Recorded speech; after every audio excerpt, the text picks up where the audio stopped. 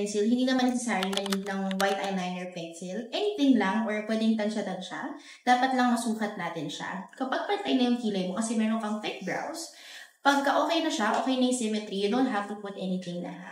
Check lang natin. Okay. So, yung start ng kilay, dito yan sa my head. So, place your marker in the center of your nostril. Straight lang na ganyan.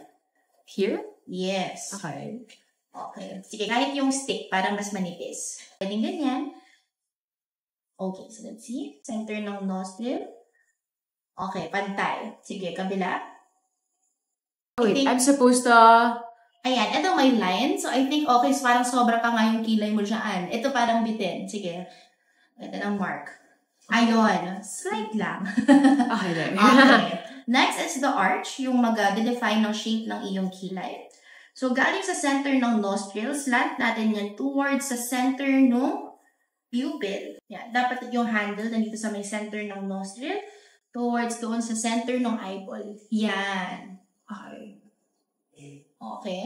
So, tama din yung arch mo. See, yung kilay mo pababa na rito at andito din yung arch. Okay, sige. Sa kabila. So, center ng nostril towards sa center ng eyeball.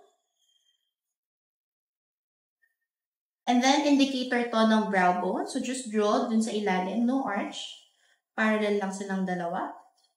Ayun. Okay. So, galing sa end ng nose, end ng eye. Dapat ganyan kahaba yung tail. Here? Yes. Okay. Okay. Other side. End ha? Dito.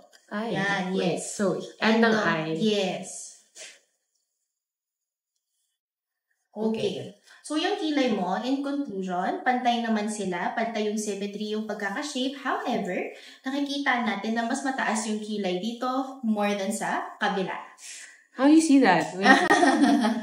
Okay. So, una, yung dito sa ilalim, pantay yung ilalim mo. Ito, pantay silang dalawa. Okay. Okay naman. Pero pagdating dito, madaming space. May space dito more than dito sa kabila. Ayan, no? Yeah. Okay, so ito fill in na natin.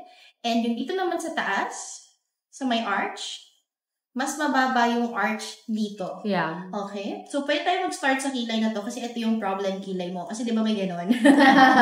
Merong good kilay and the bad kilay. So, yun, hindi naman siya bad. Kasi talagang full naman yung kilay mo. Uunahin lang natin yung mas madali. Sige. Meron kang konting sobrang buhok dito. Ayan, tingnan mo yung kilay mo. Ayan, ito na yung straight line mo. Pag pinorward natin yan dito, kita mo yung sobra sa ilalim. Hindi natin yan isasama. Okay. Hindi naman natin pwedeng simulan dito kasi masyado nang makapal. Yeah. Okay, so yun lang naman ang key sa pagkikilay. And yung width niya, dapat always na mas malaki yung itim ng eyes mo compared doon sa width ng kilay kung hindi ma-overpower niya yung eyes. Okay. Magmumukha na tayong kilay. Okay, sige. Gawin muna natin yung 2 parallel lines. Light lang kasi for filling in lang ang gagawin natin. Sige. Wait, the spooling muna. Yes. So, brush your hair upwards. Hanggang sa may brow mo. Okay? Okay? Sige, dahil natuloy mo na rin naman, ang gagawin natin, draw a faint line dito. So, kailangan mas lighter na siya para meron ka lang guide later. Kasi meron kang excess kilay sa harap. So, I won't follow the excess. Yes. Here siya. Ayan. Tama naman siya. Okay. Hanggang dito sa may head ng konti. Extend lang. Very, very faint lang na line. Okay. Sige, let's draw the parallel line. Doon naman sa taas. Even the arch? Or The arch, ang ginagawa dyan, without lifting your brush, galing dito, we glide towards the tail. Don't lift your brush kasi ganyan siyang magiging triangle. So, dapat curve pagdating doon sa may arch, papunta sa tail. Yun. okay. Okay? Ayusin lang yung line. Ayan. Okay? And then, connect mo lang yung ilalim kasi butas siya. Okay. Sige, other side, kailangan pantay. Okay. So, this kilay is with arch. Ito naman, wala. So, I suggest, ang gagawin natin dito, ang uunahin natin is yung 2 parallel lines muna. Yung baba, tsaka yung taas. Ito lang yung binula ko. Yung pagkatapos nung sa may brow bone. Okay. Okay, sige. Sa taas muna. Okay, let's see. Okay, so mas mataas to. Kailangan nating itaas yung drawing ng kaunti. So, yung front mo, dapat dyan ka pa magsimula. Dito banda. Angat natin ng kaunti.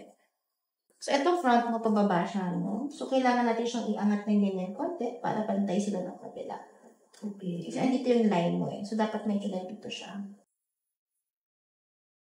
Mukha na ba silang magkataas? Kaya mo ka itong iangat. Okay. Ito naman, medyo dito kasi curve ka. So, dito, super straight. Mababa yung pagkakadrawing. So, ito naman ay iaangat din natin. Ano?